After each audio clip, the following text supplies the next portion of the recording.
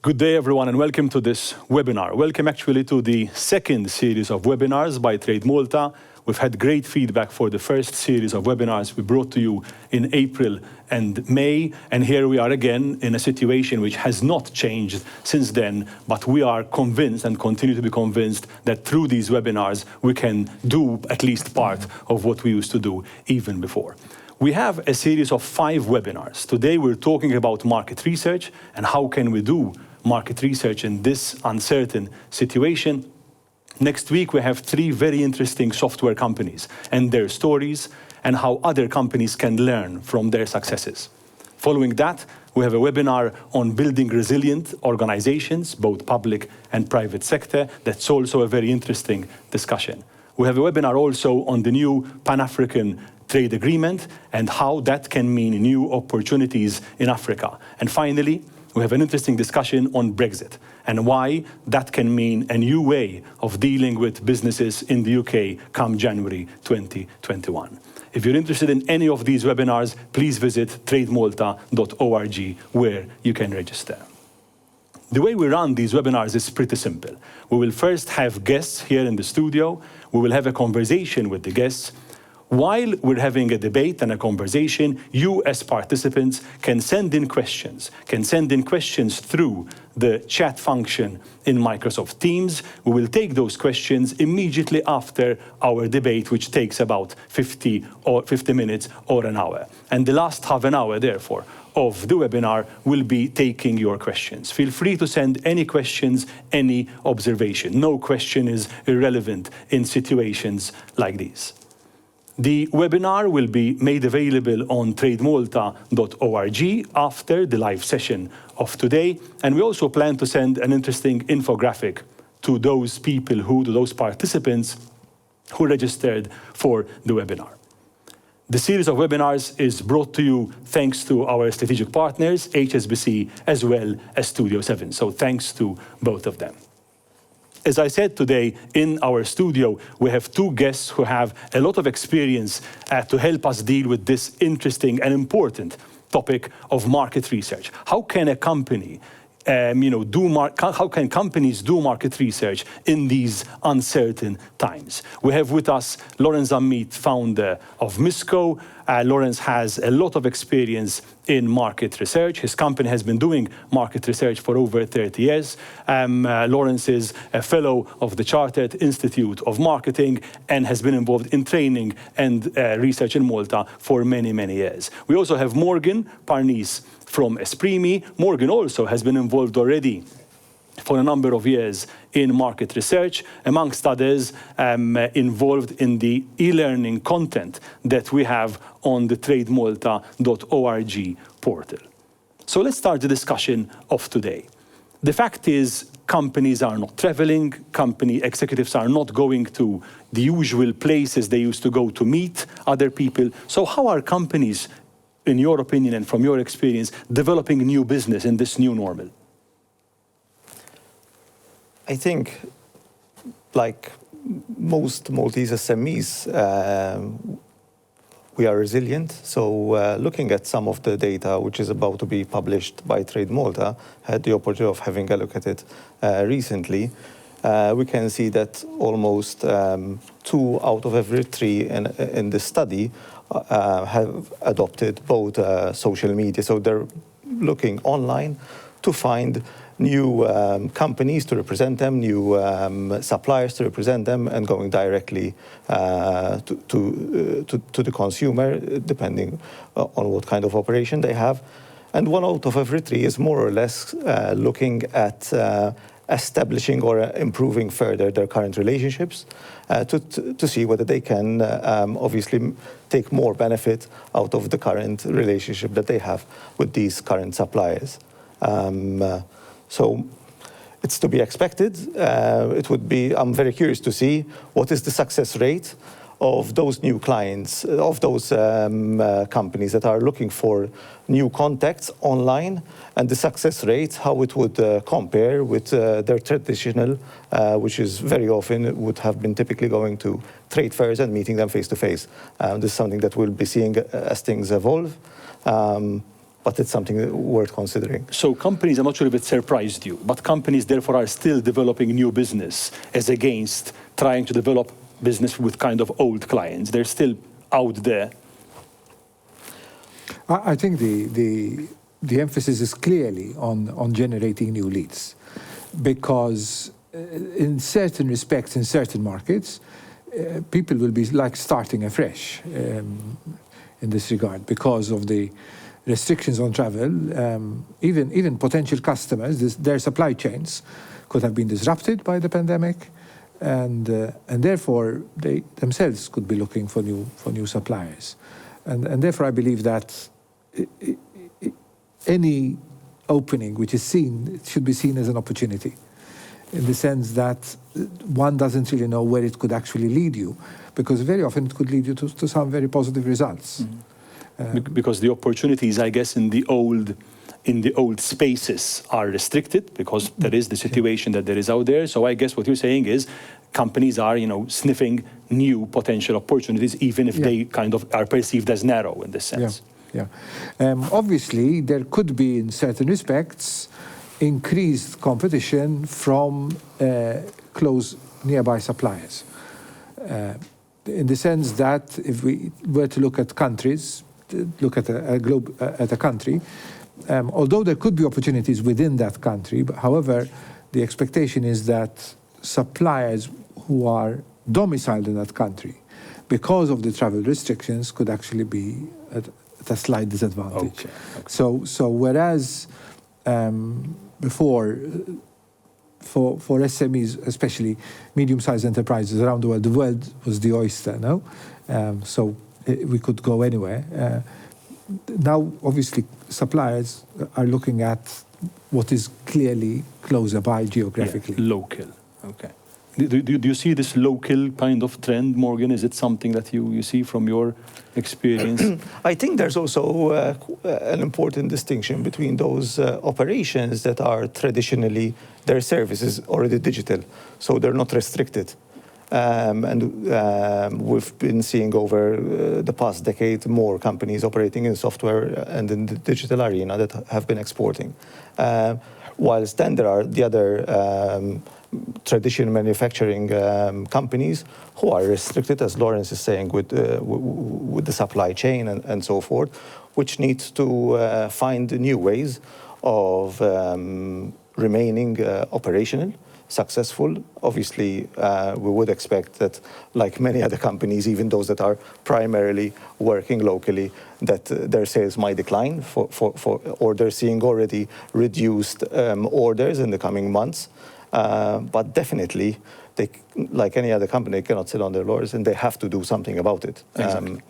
So the local and looking kind of closer is one point that's coming out of this discussion. I want to move from business development in general to the actual market research, in the sense that before, I guess, companies used to find information, know what trends are happening out there by traveling or by doing other things, by actual networking. In the era where networking is at least changing and there's a lot of restriction in that sense, how are companies getting to know about new trends and new potential opportunities? Physical networking is obviously on the decline, if not in existence, especially in certain markets. But obviously, social networking is on the increase. And therefore, the people who can use social media, social networks more intelligently are the people that are doing better.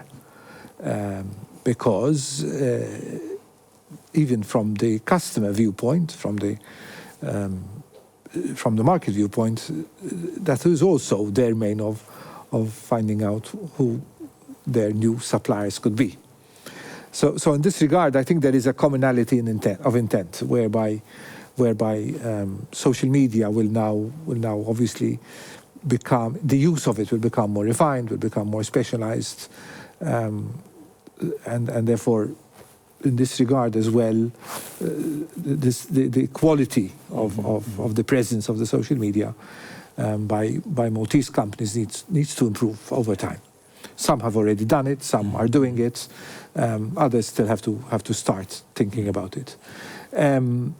But on the other hand, the information is also available on the internet, and I think one obviously needs to appreciate the information which is available with TradeMalta and which is available to people. And I think that is crucial, because that's a very important element of support. But also, increasingly, information is becoming more and more available on internet, and therefore there is this recognition as well that information needs to be placed there for people to see it, because otherwise there will be, won't be just social distancing, but there will also be information distancing. And that's obviously the risk nowadays. The risk. And it probably has always been. The geographical distance also meant an information distance for many companies. But is it just moving online, therefore, and because I guess there is a fine line between promoting the company and its products online and collecting information, or are they the same? No. First of all, I've been talking to a few companies who are into export at the moment, and what they did mention is that at the beginning, like many of us, they've moved away from the shock and the denial stage, and they had to accept the current situation, and they started trying to set up leads, also as Lawrence was mentioning.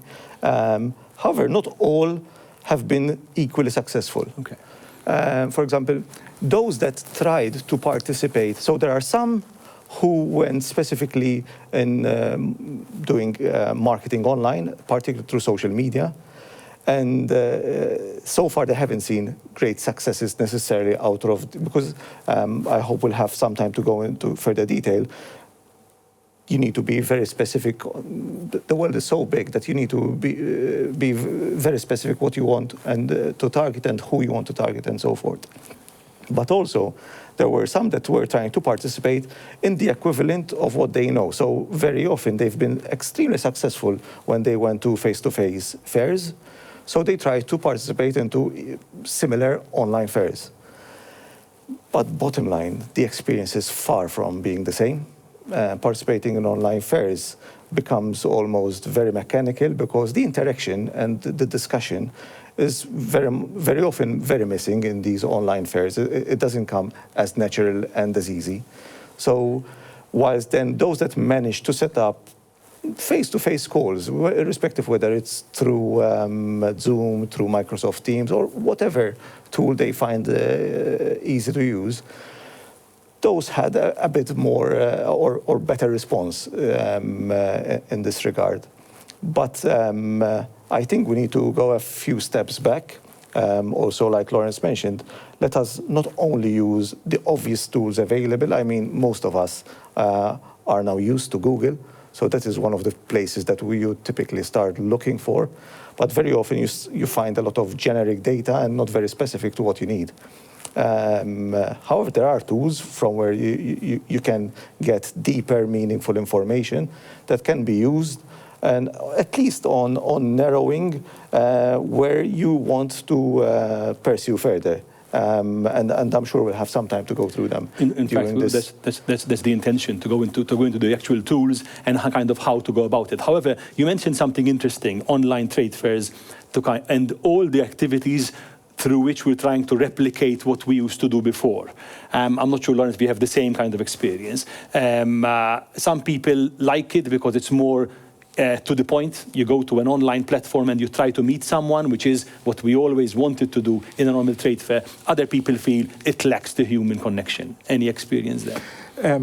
My direct experience with online trade fairs has been what the same type of experience which when you have the physical trade fair, the physical presence.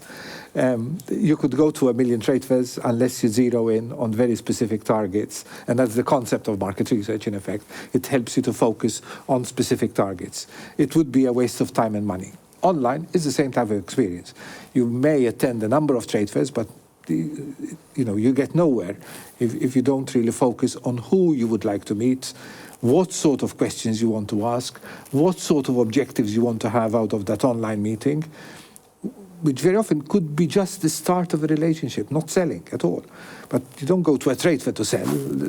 So that's why I'm saying certain concepts which are applied even in physical presence at trade fairs apply even online. And this is why I believe the need for information, even what sort of trade fairs, who attends, etc., etc. It requires a lot of thinking. Who is the profile of your customer? What is the profile of the customer you wish to attract? Then you start to zero in. These are all questions which are very fundamental to market research. So the fundamental questions to market research have remained the same, even though we're doing much more kind of digital today. Yeah, it's just the medium that has changed. Rather than having physical presence, physical meetings, one needs... I'm raising this because some people say, no, it's a complete paradigm shift. It's not a matter of, trying to replicate what we used to do by simply going online. But because the medium is so different, therefore we have to be different as well. The medium is different, but on the other hand, the fundamental questions remain the same. But the medium needs to be treated differently. This thing of just thinking that you could put in let me be basic, putting in a Facebook ad as if you're putting an advert in a magazine. It's not the same thing at all. So clearly there needs to be a totally different outlook. There is a paradigm shift because of the change in the medium. So there is a paradigm shift, but the fundamental questions actually do tend to remain the same. How to approach a market. And on that point, actually, I'd like to move on because the principles are the same. Therefore, what are the principles? If I am a company based in Malta with a product or a service, and I'm just, I want to do international business, and what are the basic things I need to, ask myself or have meetings within the company to be able to start doing market research? That's the first question. And related to it, how do you start? What would be the first thing to do? I think starting with the very basic, which countries are looking for the kind of service that I'm offering, which type of companies are looking for this type of service or consumer looking for the type of product or service you are offering. And this relates very much to what Lawrence was saying just now, because unless you can answer these very basic questions, which are part and parcel of most research services, and it doesn't have to be market research necessarily in the sense of a survey. It could be looking at secondary data and looking for this type of information, because otherwise you cannot sell the same product or service to a completely different country, for example. Doesn't mean if you've been successful in country A or in a particular area of a particular country, the same product and the same methodology will work out in that same country. For example, there's a whole difference for those that are already exporting, for example, to Germany.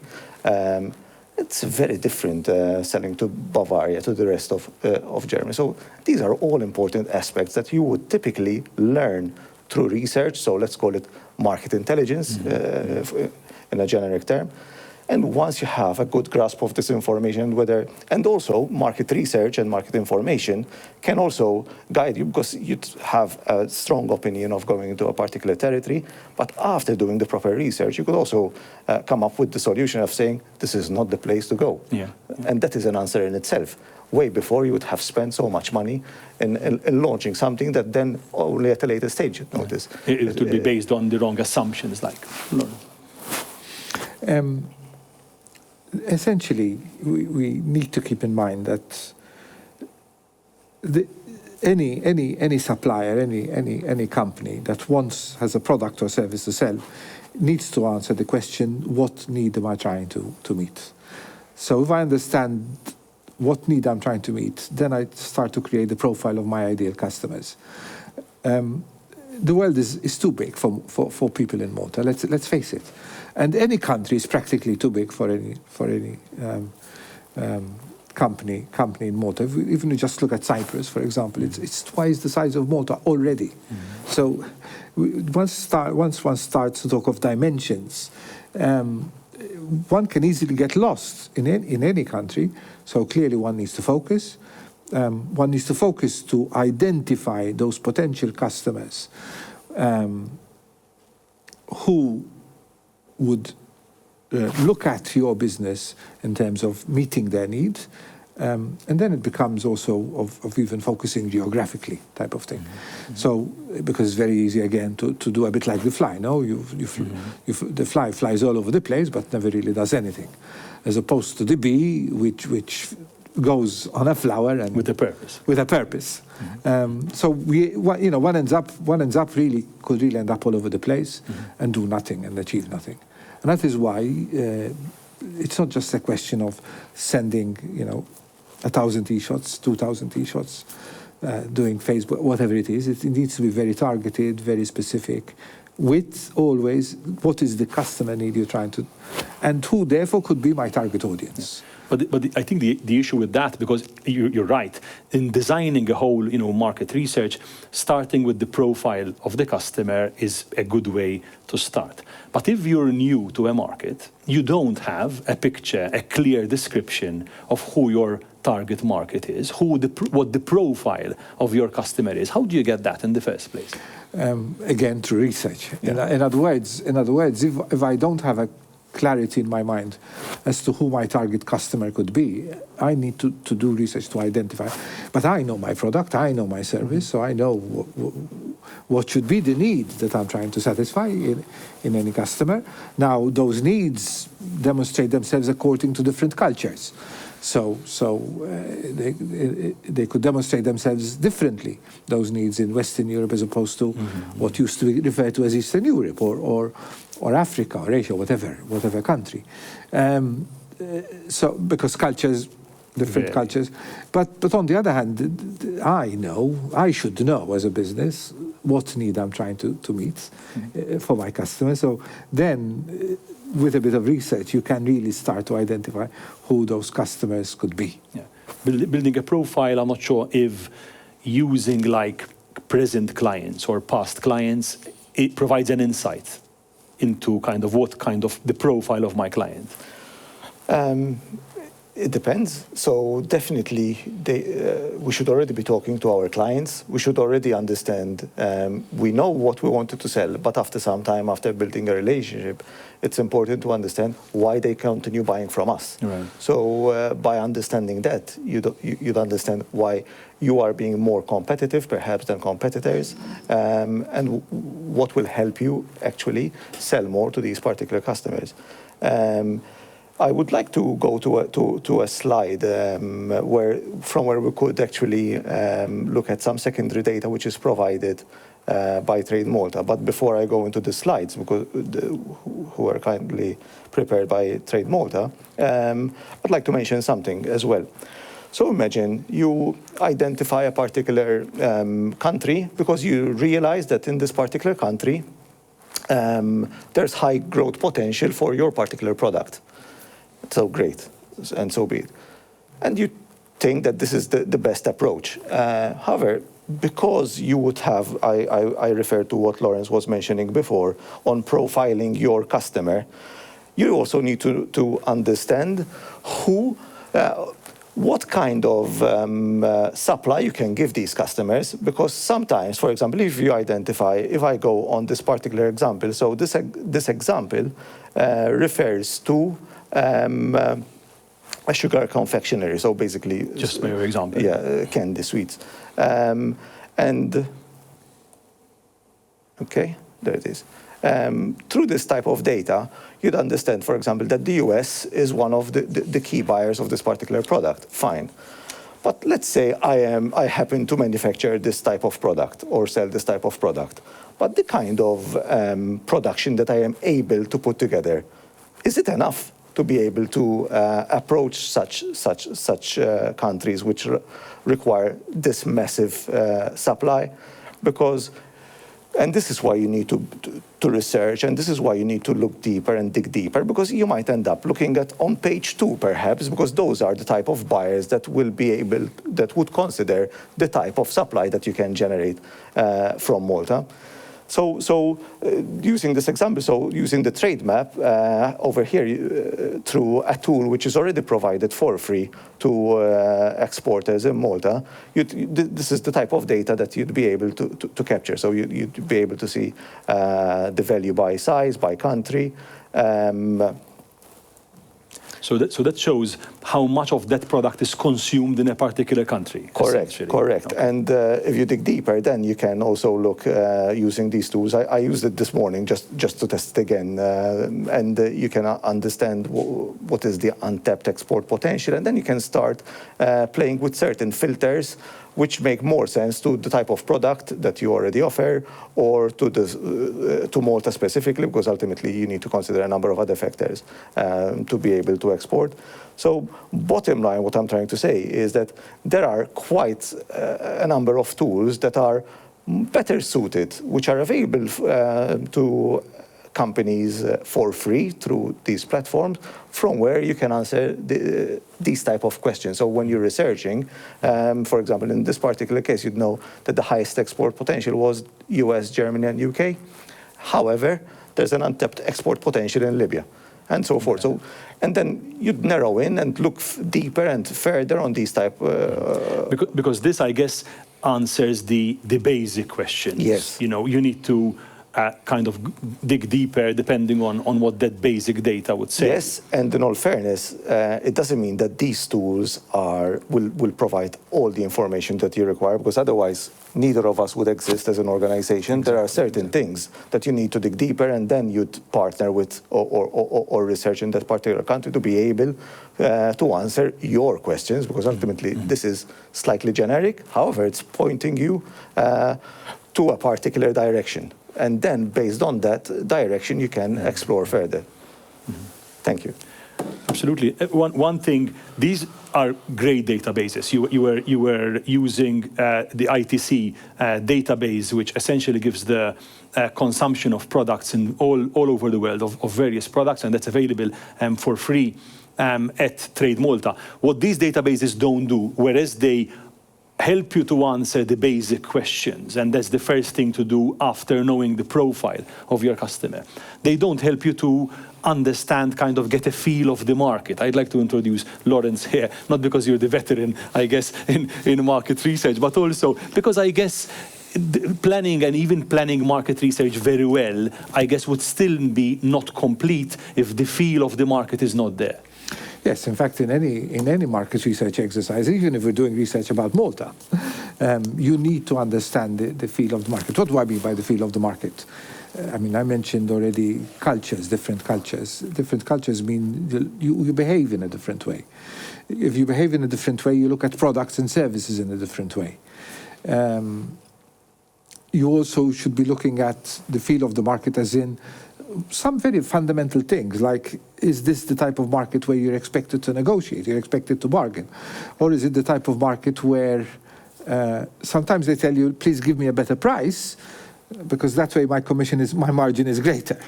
So they won't be really after a low price because they don't want that low margin, but they want a higher price, which gives them a higher margin.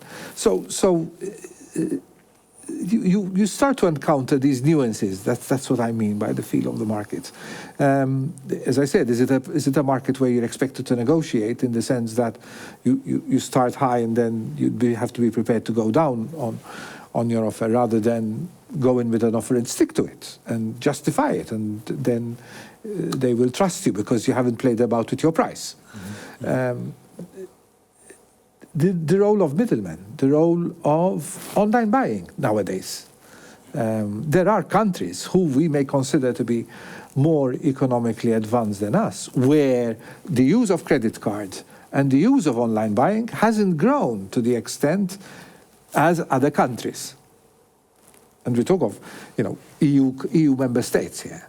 So, in effect, one needs to understand people's behavior. That's what I mean by the feel of the market. But understanding the feel of the market in the current situation where people are not traveling and meeting, is that easy to replicate with an online situation or not? the idea of replicating, I don't think it is on. I think we need to take it off the table. Okay. Even once coronavirus comes under control, not saying whether we'll find a vaccine for its cure, but for its prevention, but it comes under some form of control. I think we all need to be prepared that things will be different. So replicating is not on the table. What I said before was the fundamental questions remain the same, but then it's a totally different shift in terms of the answers to those questions. So no, you can't just replicate. You have to look and look and look. And you start to realize, I mean, if I take the example of Morgan, Bavaria, the rest of Germany, you will find that in a region of Germany, you may have a much higher incidence of online shopping, which makes it easier for an exporter from Malta and also I guess even that information, even though it's an information on the field, as we mentioned before, is also available through secondary research. So you find reports out there if you're using the right sources, even tackling those. Just to give you an idea, this morning I received a report on the UK on customer touch points, how things have changed. Okay. And because of the social distancing, reference from referrals from friends and colleagues has gone down dramatically. Okay.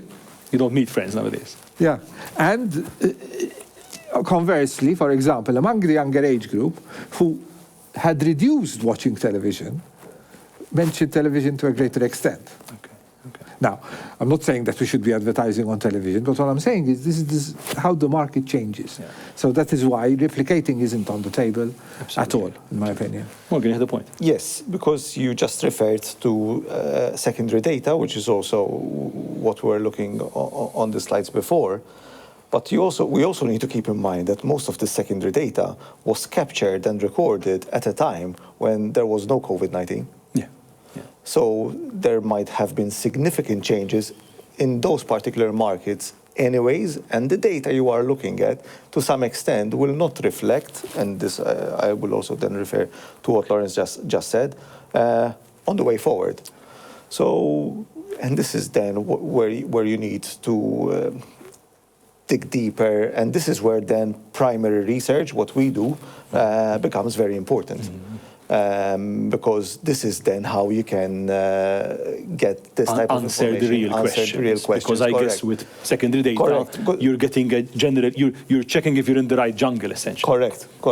Mm-hmm. Because I don't want to give the impression that when looking at export, we're only looking at secondary data. Mm-hmm. No, I mean, this is how we make a living ourselves. There are many projects that we are commissioned to do.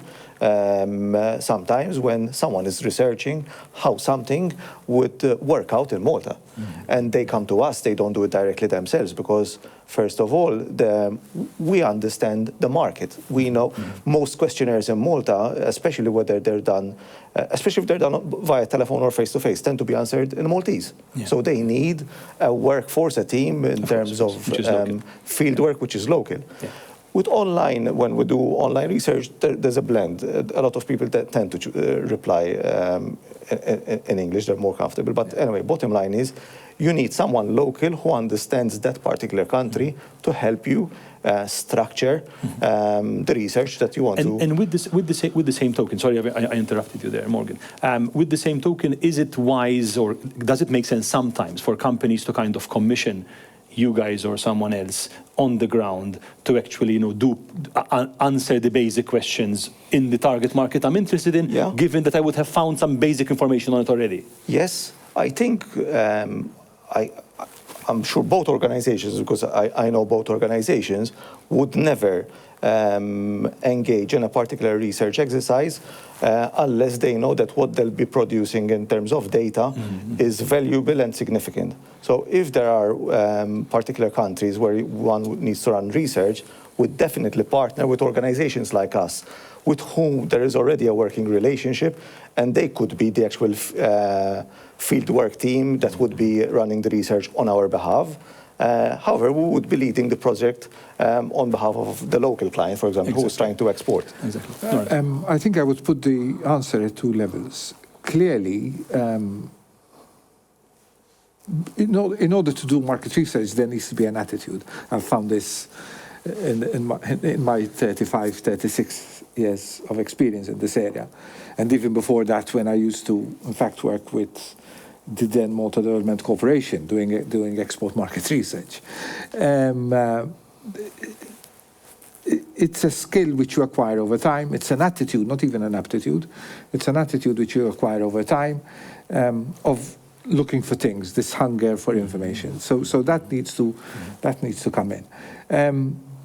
Why did I say there are two levels? Because today on internet, like I found this morning, what I was mentioning about the customer touchpoints, there is a lot of primary data, primary research information available on internet. So not secondary as in, someone reports on it, but actually primary research, which is available, has been made available by various companies, also to promote their own services very often, online. So clearly, this could be on page 5 or page 6, when you key in something on internet. So it would be about the 100 or 200 item which comes on the list on the Google list. So they wouldn't be high up on the list. But if you dig further, you will find even results of primary research reported on internet, which I think is very good.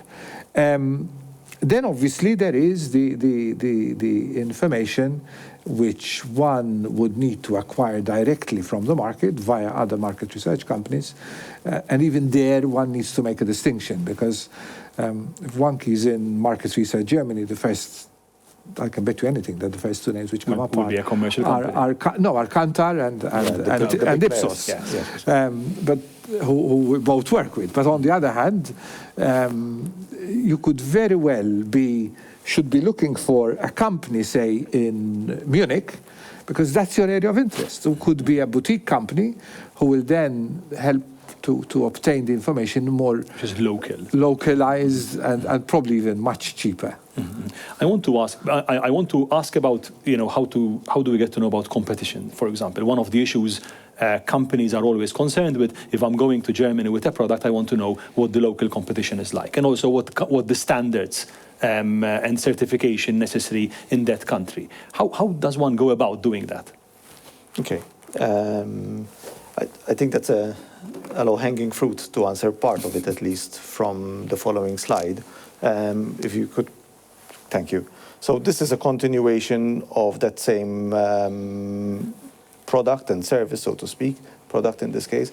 So this is Euromonitor. This is not the only product that offers this data, but this is an example where it's quite an expensive license to obtain a loan. So I might as well piggyback on TradeMalta, which currently commissioned Euromonitor. I think at the moment TradeMalta is looking at some other sources for the years to come, from where you can dig deeper and find this type of information. So in this case, you can understand market size and market growth. And from there, you start obtaining further information. So who are your competitors? And this would actually give you a list of some of these competitors, and also by size. So there is information available, but I hope that if you're in a particular market and competing in a particular market, if you're oblivious to this and you have no idea, I think you've got quite a big problem there, because you're completely depending on secondary information. So you need to do your own homework, and you need to know who you're picking up a fight with, but also because in Malta we tend to very often look at competition as someone literally that we cannot work with, but there are competitors you can work with. In this particular case, you've invited two research companies which collaborate, not only compete. Exactly. Because this is the way things have evolved going forward. But anyway, I just wanted to mention that there are these tools available. For example, in this particular slide, through the help desk, you can understand what are the if you're selling a particular product, what are the requirements, for example, in that particular country, what are the conditions that you need to satisfy, with the pre-shipment and inspection and any regulatory changes that are adopted for this particular market. And this is important because just to research every single bit of information just through Google, it would take you possibly forever, and you might miss some of this. So using tools like this will make your life much easier and more secure in approaching this particular market. When a client comes to you, knowing at least what the profile of his target is and having done some secondary research, how, in assuming it's also targeted towards a particular country, how do you decide, how to collect, primary information, how to speak to customers? Do you do it always in a survey? Do you do it in focus groups? How do you decide what to do? I know this could be a big question, but it's too open-ended a question. I think it's horses for courses, as the English would say. You could start off with some in-depth interviews. Again, one of the items which I think, one of the areas which Morgan hit it spot on was, what is my capacity? Because if I'm operating already at 60-70% of my capacity, and I've got only 30% left. Now, how big is that 30%? So really, I could just do with 1 or 2 customers, and I'm home and dry. You're done. So clearly, seeking to identify target customers and reaching out to them and having a lengthy meeting with them, identifying what the real requirements are, etc. I think you could very well get there. If one is talking of much greater capacity, then one needs to go further afield. And that is where, therefore, some form of surveys would be required. The point which I make here, I said, you speak to 1 or 2, 3 customers and see what. Some might say, but would these companies who are potential customers be willing to speak to you? Yeah. I say the answer is yes, always yes, because they're always on the ball, looking for new suppliers, looking for new supply chains, etc. Even more so now, that in some cases their supply chain could have been disrupted. And they have experienced that disruption, even though it might now have come back to order. They would definitely have experienced some sort of disruption, especially in the February to June period of this year. So now they would be willing to talk to people. As I said, in some respects, in certain markets, it's like starting afresh. Okay. So it's a chance for a lot of new it's really companies. a level playing field. Okay. It's a bit surprising to me. I'm not sure if Morgan is of the same opinion, that companies are changing so much that they're looking at new suppliers for everything. I think even local suppliers who are representing international brands are experiencing this delays in their supply chain, so they're to some extent limited on not being able to fulfill certain orders because they don't have the product arriving to them. Maybe related to this as well is that if companies are reaching out to find other suppliers and so forth, sometimes it's easy to make the mistake that you open the net as wide as possible, right, to see who, but then you need to be able to follow up. So you can't have a situation where you take too long to follow up with a particular supplier who maybe have accepted to talk to you and so forth, because remember that you're not alone. There are many other companies that are also trying to reach out for the same part of the cake, possibly. So I think we need to be organized and professional in the way we do business. I think that's an advantage we have to some extent, and let's leverage on that particular possibility. Yeah. Another point I wish to make is, just like Maltese companies have obviously suffered during this period financially, and some companies, unfortunately, would have been left by the wayside. That would have happened in other markets as well. So that is why I'm convinced that there are opportunities, and therefore one needs to reach out, because potential customers, target customers, would be very happy to talk to you. Because it could be that their usual suppliers could have fallen by the wayside for one reason or another. I wanted to, because many times in terms of getting information from clients this time, not secondary. We talk about surveys. I'm wondering, because we had a conversation with a TradeMalta user recently, and he said, listen, during the pandemic, I sat down with my core 4 clients, and I really try to understand them deeply. So that's kind of qualitative. Is your experience like this as well? Are companies using the qualitative approach as well, or is it rare? I would always try the qualitative approach. Speaking to people one-to-one and going deeply. So it's not a 15-minute call, but would be 1 hour, 1 hour and a half call, and really trying to understand them, whether they are current customers or whether they are prospective customers and you've been in touch with them before, or whether they're totally new prospects. But I would go definitely for qualitative work initially. Because... Initially, you say? Yeah, because the numbers, because we are so small, the numbers are there. And the numbers, therefore, are not that relevant. The numbers are not that relevant. It's the deep understanding which makes a difference. Yes. And in any case, once you've got 2, 3 successful customers, you've done 2, 3 successful deals, the 4th one becomes easier. Exactly.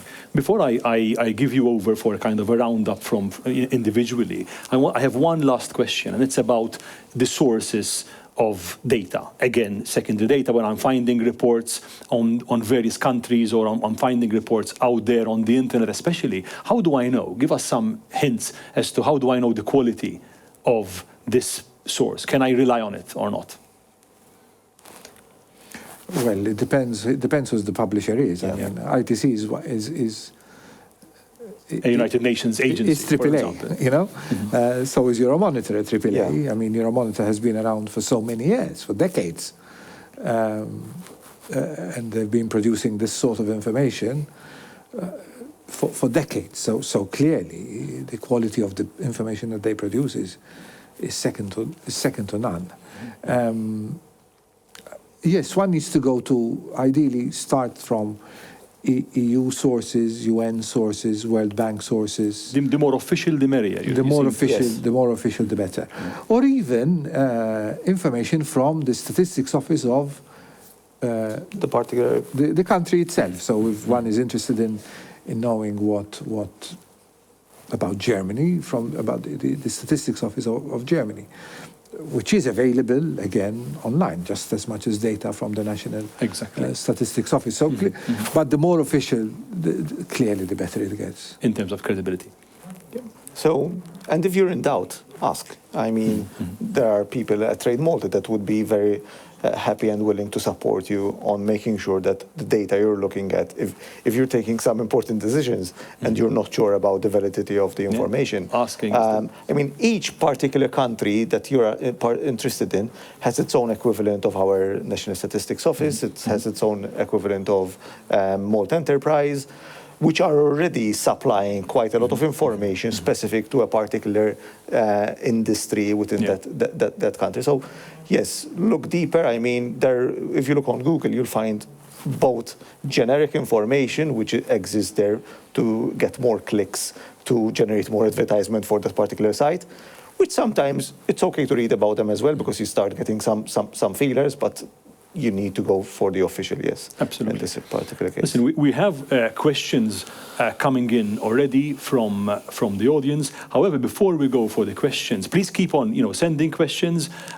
In the meantime, however, I'd like to invite Lawrence first and then Morgan to wrap up with, take-home points to our participants. Our participants are typically owner-manager of small companies interested in exporting. We have students present as well. We have various other people coming from various professions. So your take-home points for 5 minutes each on the importance of market research in this situation, and then we'll take the questions. Okay, I've had to put on my glasses in the meantime because the screen is a bit far away for me. But clearly a short list of markets is something which we've spoken about. The world is too big for us, so we need to focus on specific countries, specific regions in some countries, specific target customers. It's not the big net, but it's not the gunshot approach, but the sniper approach. Again, a fundamental principle in marketing, after all. the other take-home point is a structured research outline. What do I mean by that? But having very specific questions for which you want, and for which you would need very specific answers. The need to go beyond the basic facts and figures. Some figures will always look big, so they will always look interesting, but what is really behind them? Sometimes there is more meaning behind a smaller number than a big number. Get a feel for the environment, the market feel we were talking about before, and this is where you need to speak to people operating in these markets. That could be interesting. And here you use your social network. Get feeling from people, because they could be experiencing it. They could be knowing someone who they could get you in touch with.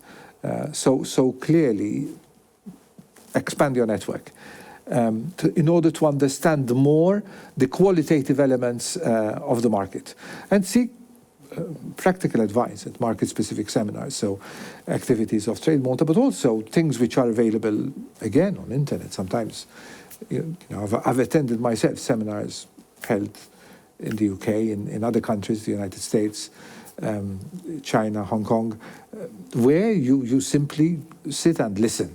They would be available. Sometimes they're even available free of charge, so one doesn't need to really spend so much money. But market research needs time. That is something I will definitely insist on. You can find a low-cost approach to market research, but you simply cannot find a low-time requirement for market research. It requires. That's important. It requires time. Obviously, gather as much information as you can from internet. As I said, there isn't just secondary data, but there is also reports on primary data. So the value of that is obviously greater. And then you start to develop contacts, and clearly, even there, there are techniques which needs to understand. Is a very broad statement. I'll just give you one. I think we all tend to put into the trash folder anything which comes dear sir, stroke madam, but you need to address people specifically. You need to show them that this is not just a sort of circular email hoping to hit on someone, through sheer luck. Might as well toss a coin. I think you've got a 50% chance of getting it right. So when I'm saying developing direct contacts with names, even with a product or service which you can offer them. I mean, you can talk of sugar confectionery, but maybe their particular requirement as a customer is not really any form of sugar confectionery, but a particular type of sugar confectionery. Any online reports that are available free of charge, but obviously first call is clearly ITC data and Euromonitor data of TradeMalta, and then plan it all well and be consistent. You can't just try one and you give up after a few attempts. It requires resilience. It requires a constant approach, which is obviously needs to be based on that plan, which was my second bullet point. So it's not a question of simply shooting things in the air, hoping to hit a bird somewhere, but it requires time, it requires effort, and it requires focus. Absolutely. Thanks, Lawrence. Morgan. Thank you. Most of the points, the points I'm mentioning now, there's more information on TradeMalta's online platform, where we explore these points in further detail with some exercises that would help anyone who's interested on creating their plan in terms of internationalization, particularly on market research. So my points are very straightforward. They're actually questions. So first of all, we've been discussing this. What countries, markets are currently buying products like yours? Also followed by how large are your potential markets? And as we said as well, what is your kind of produce to be able to tackle those kind of markets? Who are your competitors? So do not just think local. But obviously, and how large are they in terms of size? Because you need to be able to compete with these competitors. Maybe your marketing spend, your advertising spend is a fraction of their potential. So you need to make sure how you should enter the market in terms of competition. So what are the required standards, testing and certifications? Don't make the mistake of first producing certain products, which then you're stuck because of a legal issue. You're not able to export, or maybe because you have not printed the required information in the languages or in the formats required by that particular country. And also if there are certifications which are local that you first need to obtain, or at least get assessed to be able to export to those countries. These are quite basic, but extremely important. Do your products or their labeling or packaging need to be modified for one or more markets? So it's not the same approach necessarily for different markets. Is your price point appealing within the market? If not, what can you do to make it more appealing? We've talked about being able to assess what is the price point in particular countries by using products like Euromonitor. But very often what you get from that kind of tool can be quite generic. And this is where you might need to engage, talk, like we said earlier, talk with potential suppliers. I mean, these one-to-one meetings, we tend to refer to them in-depth interviews. So you're creating a kind of structure to what you want to assess, stick to it, reach out to as many people as you can just to make an informed decision. And based on that information, you might get a better feel of what these potential suppliers expect and what distribution channels are available for you. Because very, very often, we see a lot of exporters that are not obviously exporting directly to the supermarket, by way of example, but they're exporting to someone who will then eventually distribute their products on the shelves of supermarkets. And the same applies for many other products. Maybe for software, it's not necessarily the case. We've seen many, many successful software companies in Malta that are able to export directly to the end consumer. So it depends, obviously, what you are selling and who you are trying to attract, and what will be your duties, taxes, and other costs that you need to calculate in your expenses. Thank you. Thanks, Morgan. Thanks, Lawrence. We have a number of questions coming in already. We're doing very well in terms of time. As I told you, we'll spend 50 minutes to an hour of doing the discussion first, and then immediately after we'll dive into the questions. I'll read some of the questions we have on the screen, addressed to Lawrence and Morgan, of course, and we'll take it from there, one question after the other. It could be that we won't be able to tackle all the questions, in which case we'll try to tackle them even after the webinar on a one-to-one basis. The question says, I'm a firm believer in direct relations. In this pandemic situation, how effective are social platforms to reach certain contacts? Are platforms like LinkedIn worth the investment? Social platforms are fundamental at this stage, but they need to be used intelligently, and not all social platforms have bring the same benefits. LinkedIn has a particular type of audience. People use LinkedIn in a particular type of frame of mind. Those same people then could be using Facebook or could be using Instagram or whatever. I'm just mentioning the more common platforms. But when people use Instagram, they're in a particular mood, so they may not be willing, or they may not even be looking for information regarding the product which they may wish to buy. So in effect, one needs to understand also the value of that social platform in terms of why people are using it. In the first place, exactly. In the first place. And that, obviously, that is where data and analytics come in. Morgan. I have a mixed feeling about this, in fact. So, especially because the question refers to whether platforms like LinkedIn are worth the investment.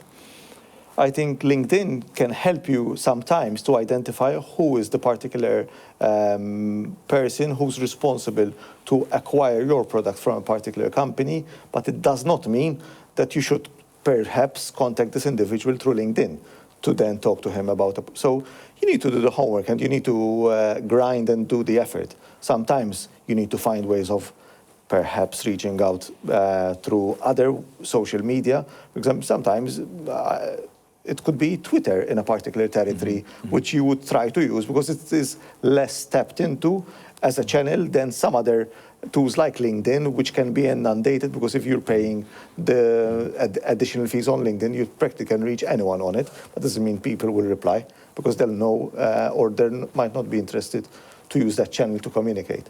Absolutely. More questions. We have an interesting one on, is it more challenging to find information on business in regions like the Middle East and Asia as against Western Europe, or because of the internet era, everything is becoming the same?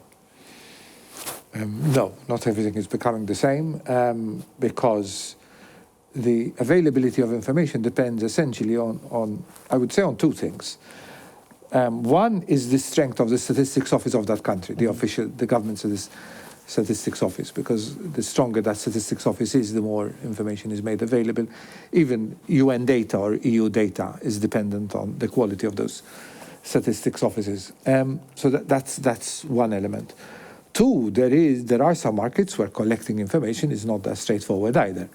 So there could be either outdated or not so good quality official statistics in certain markets. Add to the fact that the activity of market research is not as well developed. So I can understand that maybe in Europe it's easier to obtain information, whereas certain countries in Asia may not be that easy to obtain that information. Morgan. We've definitely seen a huge increase, especially in certain Asian countries, where today they are very good in operating internationally. We've seen a huge uptake in this regard. Now, who is providing the information and how safe it is to take assumptions based on this information? I think that there's a certain element of risk. But everything is becoming available to some extent. But what this means, given what Lauren said before, is that in the current situation, because of lack of travel and all that, doing business in kind of Europe and in the countries where information and data is easier, is in general easier, I think. Yes. And then it also depends on the risk appetite of the company who's exporting. And that's the same situation before the pandemic. Exactly. Always. An interesting question we have is there a different approach for specific or niche services as opposed to products? It's very hard to get generic or primary data for certain niche services over the internet. Interesting. I'm not sure if you agree with this. No, it's very hard. It's harder. But it requires time and you'll get it. Time. Yeah. It requires time because eventually something gets unearthed. Even if it is a pointer to either an institute or a company or an individual to whom then you can write and ask for the information. So, but something will come up for sure. This is what they call the long tail of the internet. No, we have a tendency to look at Google and to see the first 20 pages, whereas if you look deep enough, like Lawrence is saying, something exists out there. Something exists in the long tail. It depends on the words which you're putting in, the keywords which you're putting in your search, whatever function. So yes, it's true. The approach remains the same. The fundamental approach remains the same. It's just a little bit harder, that's all. I'm going to pick on something Lawrence just said, the language. And let's pick a typical example which is easy for us to understand because people in my generation or a bit older tend to both speak and write Italian. So when I need to find something in Italy, for example, very often I tend to look for it in Italian because I get better responses to my search than if I'm writing it in English. So this is all relevant. So, and this is why you need to talk and relate to other people, because sometimes those are the people that can talk the language that you need to unearth the information required. We have a very interesting question. It's a bit different from the others because it's about how the companies are organized internally. It's saying, our salespeople and our marketing people have a lot of information themselves within them because they traveled before, because they have experience with the clients. How do we ensure that all the company kind of share, that information goes to all the company and does not remain within them only? This happens in a lot of companies, I think. What's your opinion? One of my favorite slogans is the last thing you should be doing is commission a company to do market research. Okay. But that's the last thing, not because it's not important, but because each company has a lot of information internally. Yeah. So first, extract all that information, make use of it, past data, present reactions you get from customers, internal opinions, things we see. You know, we need to appreciate that companies today must be knowledge-based organizations. It's their ability to transform data and information into knowledge, into insight. And that then creates the experience. So how do you do it in practical terms? If you have an organization with people who've been traveling to meet clients and therefore they hold a lot of information, how do you get them to share? Might sound basic. It is a basic issue. At the end of the day, is there a good communication flowing? If there is good communication flowing, then we share information. But maybe, companies need to start, for example, organizing knowledge-sharing information meetings once a month to share. What have we learned new in this last month? What can we use? What do we need to change on the basis of what we've learned? It's an information flow, and that's a communication flow. Exactly.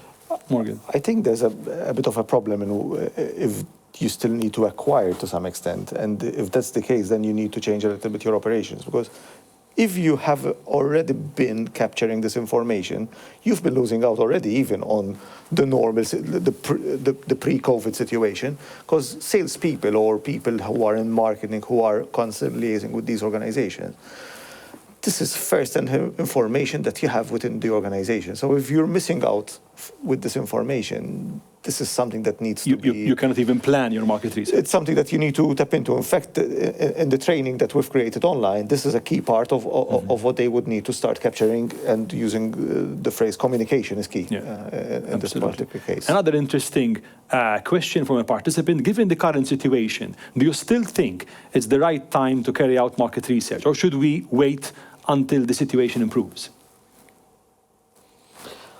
Is it now the time for market research? Yes. We need to be prepared. Obviously, even in 6 months, the world may be a bit different, but it will be different because we don't even know what's going to happen in the next month. Now, add to that the geopolitical tensions which could be created apart from the pandemic, and you can imagine the eventual cocktail that will emerge. But clearly, now is the time to do it. Let's be prepared. Yeah. So you think it's now because of preparation? Okay. Yeah. Okay. I tend to understand where the question is coming from, because we've had situations where people, even in Malta, ask the same question, kind of, should we wait it out and see what happens? But I think the absence of doing the research means that a number of other companies who are engaging in this and getting this information will be quite a number of steps ahead of you to embrace what we are typically now referring to the new normal. So you don't stop, no. And as we discussed before, market research does not need to be expensive, but it requires time. Absolutely. I wanted to ask also something which is not from the participants, and we have a number of them still wait, a number of questions still waiting with the participants coming in, is about digital. Companies are using digital platforms much more because of a number of reasons. What is the basic setup and investment that a normal company needs to do to at least be able to collect secondary data using digital and being present on social media and all that? What's the basic? I'm trying to understand the question, because to some extent, if you use some of the tools that are already available, like we mentioned before, it's your time. That's the investment. It's the time. Yeah. The investment is time, not money. If you want to go into doing particular market research where you want organizations to help you, it very much depends on the brief and what you want to find out, because the country you are currently targeting. So there's no easy response to that. It can be very cheap, and it can be very expensive. But I think to start off with, it can be very cheap to some extent with the tools already available. And the tools available today are kind of cheaper in that sense. We have a question. How can we have access to tools made available by TradeMalta, which assist in generating leads with international clients and also give deeper information to market trends? I guess this question is addressed to me. Huge question. I guess. Yes, TradeMalta provides information, including what we mentioned in this webinar, information from Euromonitor, from ITC, and other highly credible sources. We have a colleague who's dedicated to doing this, so please get in touch with TradeMalta if you need to use these databases and if you need some assistance on how to use it. So that's a bit of an advert for TradeMalta, but I guess the opportunity came through this question from a participant. Other points that are coming in are related. Yeah, one of them is, for example, is it worth for a company to purchase a database such as Euromonitor? Why would you, if you can get it for free in this case? These subscriptions can be very expensive. In fact, they're available. They are available at TradeMalta, Euromonitor, but you could even have databases available in online libraries elsewhere in the world. So again, it's the ability, it's the time you need to look for this information and see what can be extracted. Yeah. That's really coming out. It's not really much about the investment you do, but very much about the time. And I guess, like you said before, the approach. Yes. Lawrence mentioned before that market research is an approach, and you mentioned that there needs to be kind of a structure to it. So the structure and the attitude with the time that it requires. We have more questions coming in, but I don't want to kind of start again another number of questions. We are, like I said before, will be answering the questions on a one-to-one basis later on. I have one question which I think I want to take actually before we round up. Some countries are not very transparent about importation data or their business climate, even on digital. Do you think this can be a barrier for Maltese companies? Let's take this one. No, I mean, everything can be a barrier, but if, as an entrepreneur, very often, you would have started off by overcoming barriers. So you need to find ways and means of getting the best information you can with the current resources that you have available. Find trusted partners with whom you can obtain this information if this is not readily available through current statistics. It doesn't mean you put all your eggs in one basket, so you try to triangulate and make sure that the same questions are asked to a number of other people to see whether they kind of correlate. If they correlate, then there starts to be more sense into this information.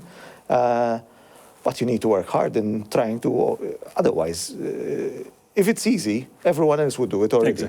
Exactly, absolutely. Lawrence? Yes, some countries, more than not being transparent about information data, is that they just don't collect it well. Yeah. So clearly. So then it's not available. Then it becomes not available. As we saw before on the sugar confectionery, the biggest potential is in Libya. It was stated, which is obviously a very difficult market to tap into. Even before, under the old regime, it was very difficult to tap into, and thank God, as a country, we tended to find our own way of doing it. So it should not be a barrier, but the answer to that question, how do you remove the barrier, is by seeking to obtain contacts on the ground within those countries. And that could even be done by knowing people in Malta who can then get you in touch with. We need to become entrepreneurial here. We can't just be very, very closed in ourselves. We need to believe that we can expand our networks. Absolutely. And today, with social media, it's possible. Sometimes, we all get easier contacts on LinkedIn, on other social media, which you never expected. I would never have dreamt of having. Exactly. Then make use of them. That's it. So we have another question, and this is the very, very last one we'll take now before we wrap up, and then we'll tackle the questions on a one-to-one basis later. Is TradeMalta considering organizing or facilitating online trade missions or exhibitions? Again, I guess that's for us. Yes, the idea, we have colleagues working on platforms, participating in platforms for online trade missions and trade exhibitions, and we will be, as TradeMalta, informing you as we go along on what to do to participate in those. We have more questions, but as I said, we're going to tackle them later on. I need to wrap it up. Lauren Zammit from Misco and Morgan Parnis from Espremia, I really thank you for the insight, for this lively debate on a topic which, the more you think about it, the more it's becoming more and more important. Next week, we have a very interesting session with 3 Maltese entrepreneurs who've taken their software companies international big time. Their stories are an inspiration, not just for knowledge-intensive companies, but for companies in general. So next week, we're going to be here at the same time in the studio with these 3 entrepreneurs on software companies and their success and how other companies can learn from them. Before I wrap up, I'd like to thank our team at TradeMalta, especially my colleagues, Christine Kakia, Josiane Vella, and Richard Sherry, thanking the guests again, and our strategic partners, HSBC, for making this possible together with Studio 7. So bye, take care, and we'll see you next week.